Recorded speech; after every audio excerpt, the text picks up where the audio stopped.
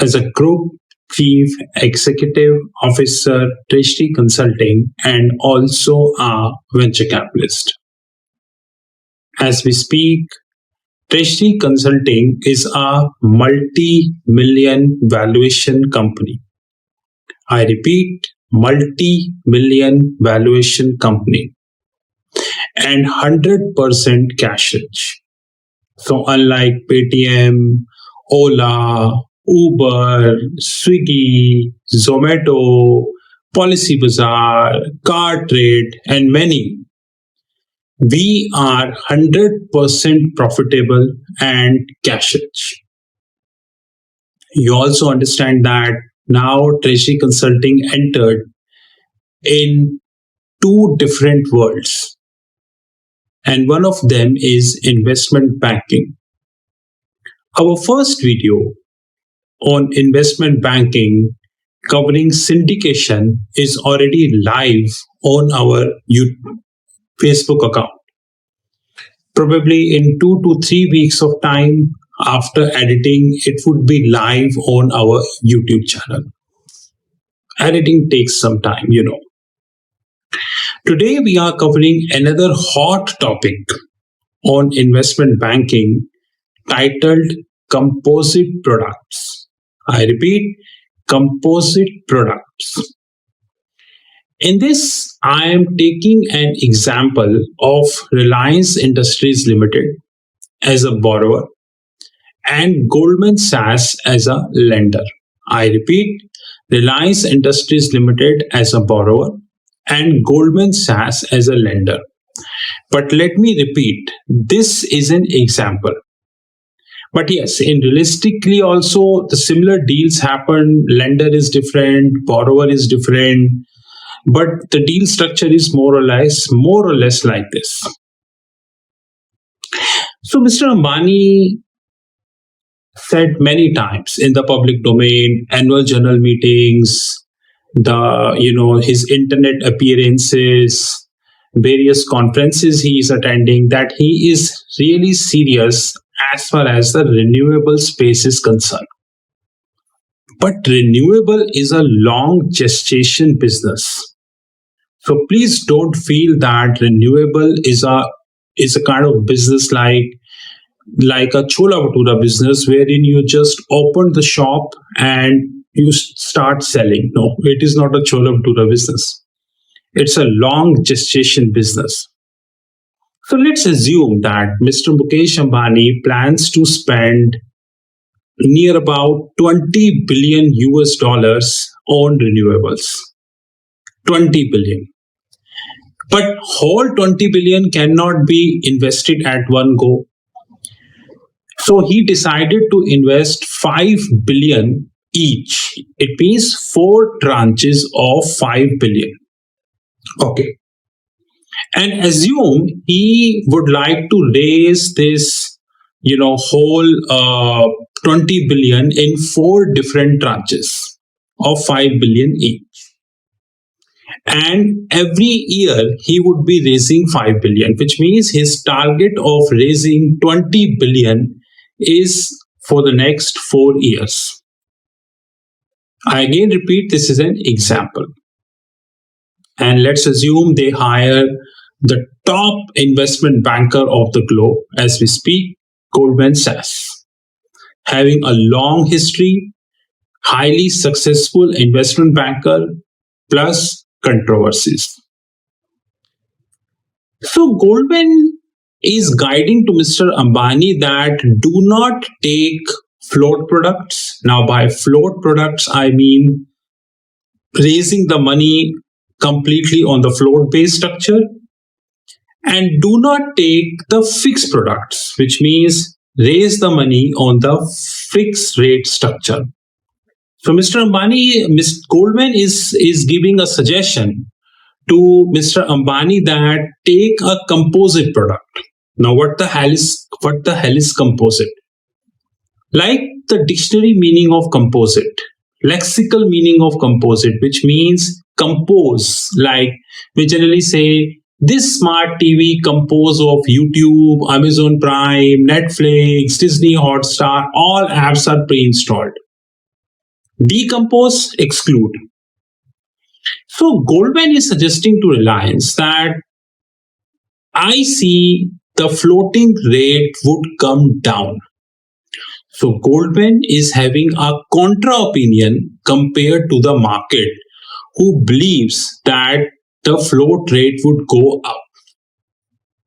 So the future, according to Goldman, is more beneficial than we have present.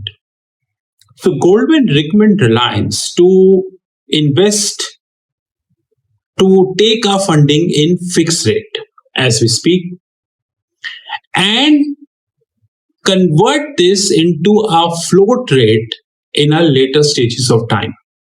Heard me carefully. Mr. Ambani plans to invest near about $20 billion, and in this $20 billion of investment, he would be raising 5 billion in 5 billion each. It means 4 tranches of 5 billion, and he would be raising 5 billion in next 4 years. It means every year he would be raising 5 billion, and the tenure of the funding, which means he would be raising this 5 billion for 20 years, which means assuming the deal is struck 2022, he is interested raising money for 2042, because renewable is not a chola bhatura business. It's a long gestation business. You need to work very hard for that. Now, we do not know what would happen in next 20 years. No one knew. Maybe we will have another huge mess like Corona. Probably the whole glaciers of North Pole and South Pole will collapse. Probably we may have World War IV, World War V. We do not know. Anything can happen at any given point of time. So Goldman, being a top investment banker, keeping this a safe call. He is asking Reliance to issue the first 5 billion tranche at a fixed rate. But the agreement which Reliance is signing with the investor is clearly telling that Reliance can convert this fixed rate into a floating rate structure. But there is a problem, a huge problem.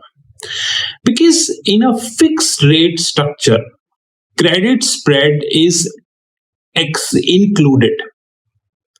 It is just like you go to hotel, you ask for one champagne, assuming. Champagne cost you $1,000, assuming. Now, this $1,000 worth of champagne includes the ambience cost of the hotel. Depends, it is 5-star, 10-star, air conditioned and everything. It includes the ambience cost. So they won't be telling you like this, guys, 800 is the champagne cost, 200 is the ambience cost. No, they are not stupid like that. They would say, guys, 1000 is the ambience, is the champagne cost, but this 1000 includes the ambience cost as well. So similarly, in a fixed rate, the credit spread is auto-inclusive. But in a float rate, credit spread needs to be computed, and that too periodically. Which, by the way, is a complex issue. Big complex issue. So Goldman needs to be aware that the agreement Reliance is signing in the interbank market, or a bilateral agreement, or a multilateral agreement, should have 2 provisions. Number 1, Reliance in a later stages would be able to convert this fixed rate liability to a float rate liability upfront. Now, what the hell is upfront? Now, upfront means that Reliance need not to take any derivative contract while converting a fixed rate liability to a floating rate liability. But there is alternate way also. And the alternate way is Reliance can take a derivative contract, probably a technical suggestion from Goldman Sachs, whereby they can convert this fixed liability to a float liability using our derivative products. So in this video, I'm not covering about the hell lot of derivative products you do have. Now this is part one. This is called composite products. I repeat, composite products, which gives the freedom to the lender, provided lender have the strong balance sheet. That's very important. That's why I took the example of Reliance. Lenders should have the strong balance sheet. That's why they get the privilege to convert the fixed liability to the float liability in a multiple ways. I'm not here discussing the derivative strategies. I'm not here discussing the benchmark curves and all these. This is part one. See you in the part two, which is more interesting. Video. Investment banking is a world of composite products. And there are a hell lot of composite products we have in investment banking. So covering all the composite products is impossible in 20 minutes video. Although I'm sure that I'm the only one on YouTube channel who is covering composite products. Now, composite products is having three important things. And we cannot run away from that. Number one is the hard period. Hard period is the period which is contractual. Now let's continue with the same example of Reliance.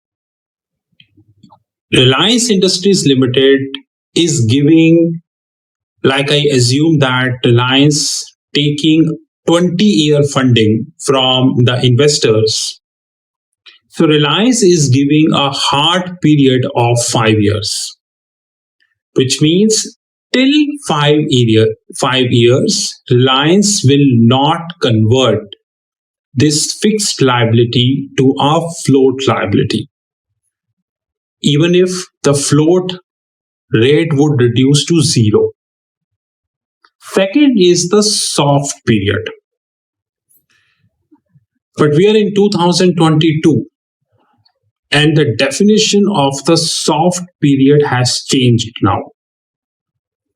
Now the soft period, now I'll tell you the earlier definition of the soft period, and now I will tell you the 2022 definition of the soft period.